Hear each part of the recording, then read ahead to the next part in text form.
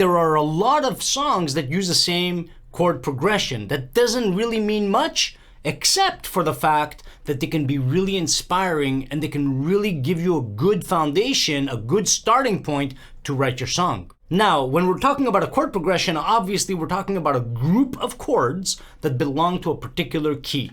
Now, my favorite key, most guitarists, most songwriters have a favorite key. Mine is E, okay? Particularly E major, but I love E minor as well, but it's always E. Why? Well, because that's the one I gravitate towards. It doesn't really mean anything. Some people have favorites. You don't need to have a favorite. It doesn't really matter. So in the key of E major, we have E major, F sharp minor, G sharp minor, A major, B major, and C sharp minor.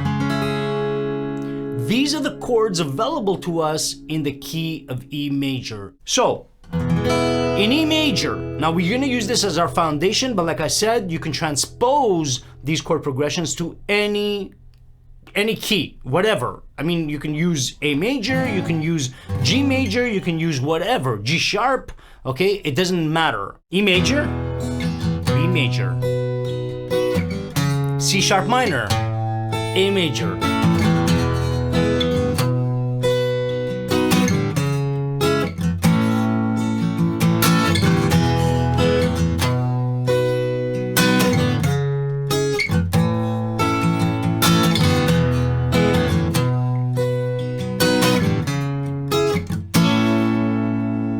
Okay?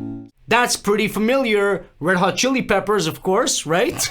So in that style, in that genre, okay? It's not exactly the same thing, but that is the chord progression. That is the foundation of that song, okay? And that's basically what you're looking for here. You're looking for that foundation, that inspiration to kickstart a brand new song. And keep in mind that the way that you play your progression is also gonna guide you to a different path, a different inspirational route.